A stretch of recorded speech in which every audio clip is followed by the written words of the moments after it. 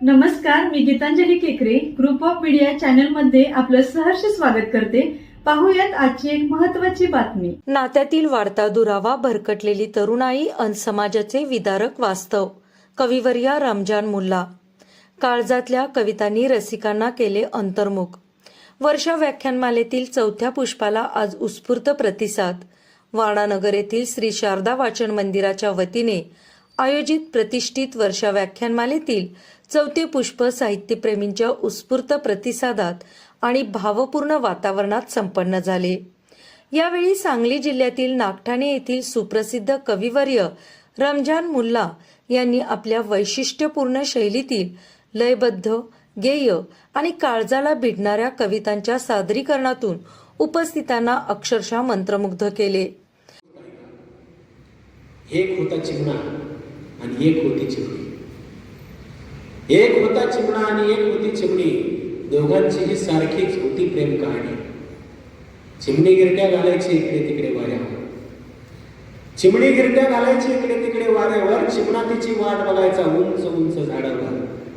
चिमणी म्हणायची सांभाळून रे बाबा उंचावरून पडशील, चिमणी म्हणायची सांभाळून रे बाबा उंचावरून पडशील।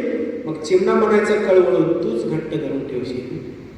चिमणी वाजवायची तवा जेव्हा चिमणा म्हणायचा गाणी, चिमणी वाजवायची तवा जेव्हा चिमणा म्हणायचा गाणी।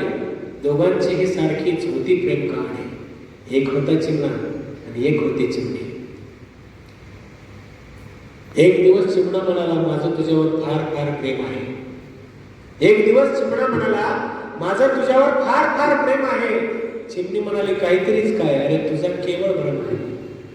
या चिमण्यासह संसारात तू खूप सुखी होशील। चिमणी म्हणाली मग कदाचित तू भूर उडत असेल। चिमण्यानं मग काय केलं? चिमण्यानं मग काय केलं? आपले पंखच टाकले छाटून। चिमण्यानं मग काय केलं? आपले पंखच टाकले छाटून। म्हणाला चिमणीला आता तर नाही जात तू। चिमणीच्याही डोळ्यात तेव्हा आलं होतं पाणी, चिमणीच्याही डोळ्यात तेव्हा आलं होतं पाणी।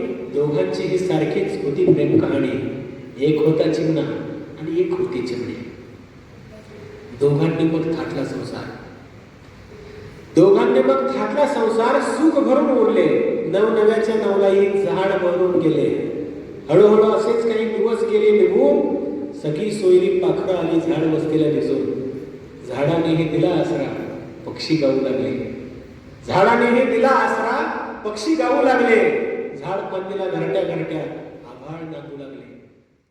आजच्या समाजात नात्या नात्यामधील वाढता दुरावा, दिशाहीन होत चाललेली तरुणाई, वाढती व्यसनाधीनता, प्रेमविवाहानंतर उद्ध्वस्त होणारे संसार, नवरा बायको, सासू सून, भाऊबंदकीतील वाढते वादविवाद आणि त्यातून घडणाऱ्या दुर्दैवी घटनांचे वास्तव त्यांनी आपल्या प्रभावी कवितांमधून अत्यंत परखडपणे मांडले।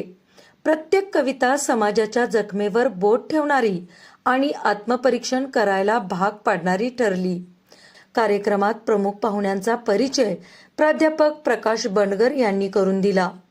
यावेळी वारणा दूध संघाचे चेअरमॅन HR जाधव, संचालक शिवाजीराव जंगम, प्रमोदराव कोरे, सुरेश साखरपे, बबलू वडर यांच्यासह परिसरातील साहित्यप्रेमी, शिक्षक, विद्यार्थी आणि विविध क्षेत्रातील मान्यवर मोठ्या संख्येने उपस्थित होते। ग्रुप ऑफ मीडिया चॅनलला लाईक करा, सबस्क्राईब करा आणि शेअर करा।